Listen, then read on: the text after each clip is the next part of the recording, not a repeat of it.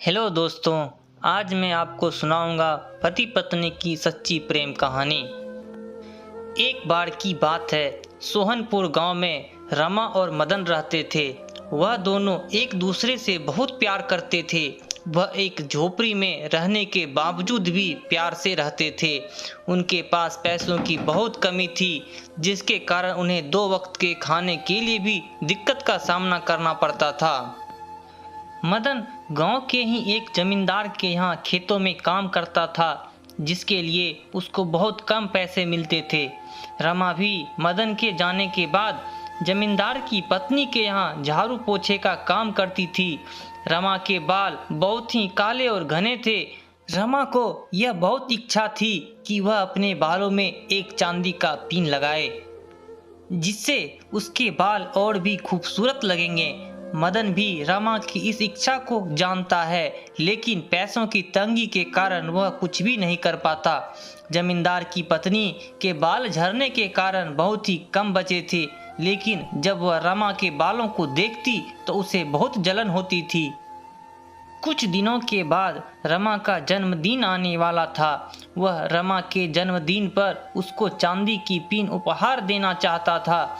मदन एक दिन जमींदार की खेतों में काम करने के बाद कुछ समय निकालकर बाजार गया, जहां उसने बालों में लगाने वाली चांदी की पिन का दाम दुकानदार से पूछा।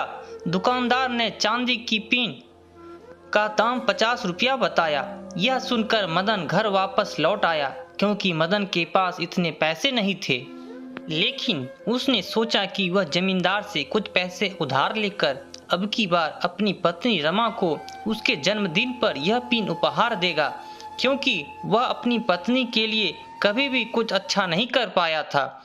वहीं दूसरी तरफ रमा भी अपने पति मदन को अपने जन्मदिन के उपलक्ष्य में नई कमीज देना चाहती थी, क्योंकि मदन की पहले की कमीज काफी पुरानी हो गई थी।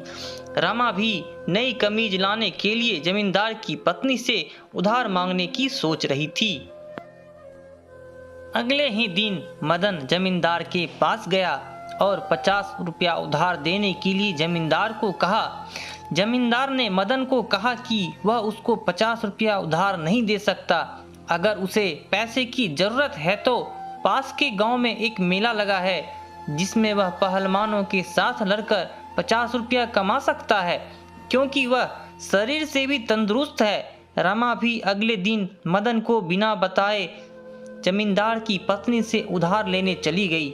जमींदार की पत्नी रमा से बोली, वह किसी को उधार नहीं देती, वह तो केवल लेन देन का काम करती हैं।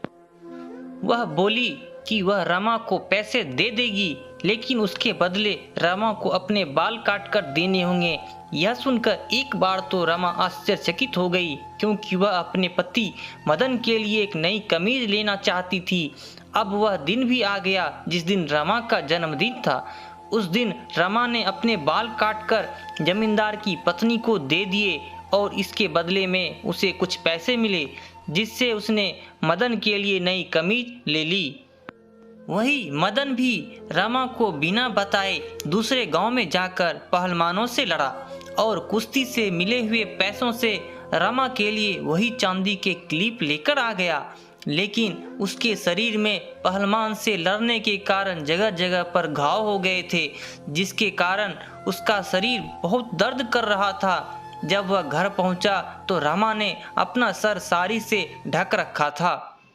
मदन ने रमा को वह चांदी की पिन देते हुए बोला कि तुमको चांदी की पिन को अपने बालों में लगाने की बड़ी इच्छा थी, नो आज यह पिन अपने सुंदर बालों में लगा लो।